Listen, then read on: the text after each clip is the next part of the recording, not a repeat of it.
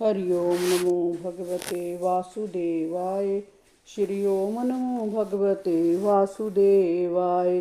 था के रथ में जुड़े शैव्य सग्रीव मेघ पुष्प और बलाहक नाम के चारों घोड़े अपना मार्ग भूलकर इधर उधर भटकने लगे। तब भगवान ने अपने तेजस्वी सुदर्शन चक्र को प्रकट किया और उसे आगे आगे चलने के लिए कहा। सुदर्शन चक्र अपने तीव्र प्रकाश से उस घने अंधकार को चीरता हुआ तीव्र गति से रथ के आगे आगे चलता रहा। अंत में अंधेरा समाप्त हुआ। उस अंधकार के पार एक असीम ज्योति जगमगा रही थी। अर्जुन की आंखें उस ज्योति की चमक को नहीं सह सकी। विवश होकर उसने अपनी आंखें बंद कर ली। इसके बाद भगवान श्री कृष्ण के रथ ने उस दिव्य ज्योति में प्रवेश किया। बहुत आगे जाने पर एक बड़ा सुंदर भव्य महल दिखाई दिया। बहुत तीव्र ज्योति से जगमगा रहा था। उस महल में भगवान शेष जी विराजमान थे। उनके सहस्त्र सिरों पर दिव्य मणियां जगमग जगमग कर रही थी। श्वेत रंग के उस शेषनाग की शैया पर स्वयं भगवान विष्णु शांत भाव से लक्ष्मी जी के साथ विराजमान थे।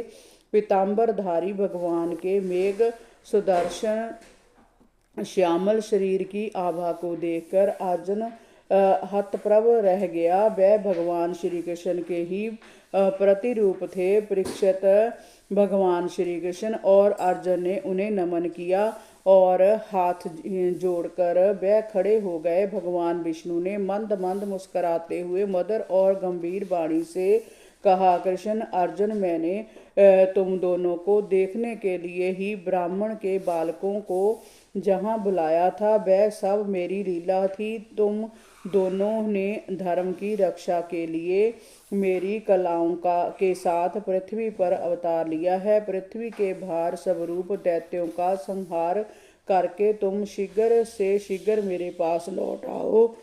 तुम दोनों ऋषिवर नर और नारायण हो। जब भी तुम पूर्ण काम और सर्वश्रेष्ठ हो, फिर भी लोक संग्रह के लिए जगत की स्थिति के अनुसार धर्म का आचरण करो। अहंकार को किंचित भी पास ना फटकने दो। भगवान श्री हरि की आज्ञा लेकर श्री कृष्ण और अर्जुन ब्राह्मण के बालकों को साथ लेकर वापस लौट पड़े। वापस आकर उन्हें उनके पिता को सौंप दिया गया। ब्राह्मण प्रसन्न हो गया और अपने शब्दों के लिए क्षमा मांगने लगा। परीक्षित भगवान विष्णु के उस परम धाम को देखकर अर्जुन के आश्चर्य की सीमा नहीं रही। उसे ब्राह्मण की किसी बात का भी ध्यान नहीं रहा। उसने ऐसा अनुभव किया कि उसमें तथा अन्य समस्त जीवों में जो बल पौरुष है वह सब भगवान श्री कृष्ण का ही है। इसके बाद भगवान ने अर्जुन के साथ मिलकर अनेक वीरतापूर्ण लीलाएं की। लोक दृष्टि से देखने पर उन्होंने संसारिक विषयों का भोग भी किया, बड़े बड़े यज्ञ किए। भगवान श्री कृष्ण ने अदृश्य महापुरुषों का सा आचरण करते हुए पूरी प्रजा के मनोरथ पूर्ण किए। बहुत से अधर्मी राजाओं को उन्होंने जमलोक का रास्ता दिखाया और असंख्य दुष्ट राजाओं को अर्जुन के हाथों मरवा दिया। इस प्रकार धर्मराज युधिष्ठिर आदि धार्मिक राजाओं से उन्होंने पृथ्वी पर धर्म मर्यादा की स्थापना की। 90वां अध्याय। भगवान श्री कृष्ण की लीला विहार का वर्णन। श्री सुखदेव जी ने कहा, परीक्षित, द्वारका नगरी की शोभा निराली थी। उसके मार्ग मतवाले हाथियों, रथों, घोड़ों और सुसज्जित जोधाओं से सदा भरे रहते थे। बीच बीच में सुंदर उपवन, सरोवर और भव्य प्रसाद स्वर्ण मंडित अट्टालिकाओं का तथा रंग बिरंगी पताकाओं से सुशोभित होते रहते थे। सर्वत्र सुख समृद्ध का राज्य था। वहाँ के स्त्री पुरुष सुंदर रेशमी वस्त्रों और बहुमूल्य आभूषणों से अपने शरीरों का विन्यास करते थे। भगवान श्री कृष्ण अपनी 8 पटरानियों और 16,000 रानियों के साथ इस नगरी में विराजमान थे।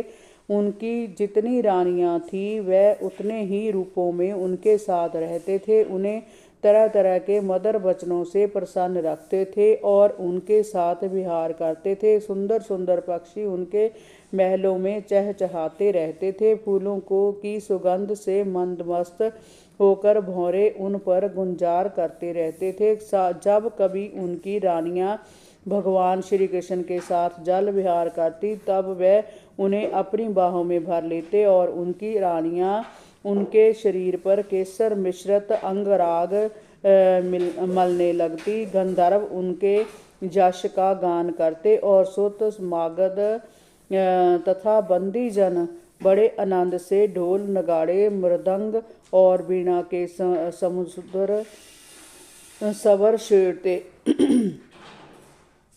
भगवान की रानियां उन्हें कभी रंग भरी पिचकारियों से भिगो देती, कभी अपने भीगे वस्त्रों को लज्जा से समेटती तो कभी अपने जूड़ों में गुथे फूलों को गिराती। कभी भगवान उनसे पिचकारियां छीनने के बहाने उन्हें खींचकर अपनी बाहों में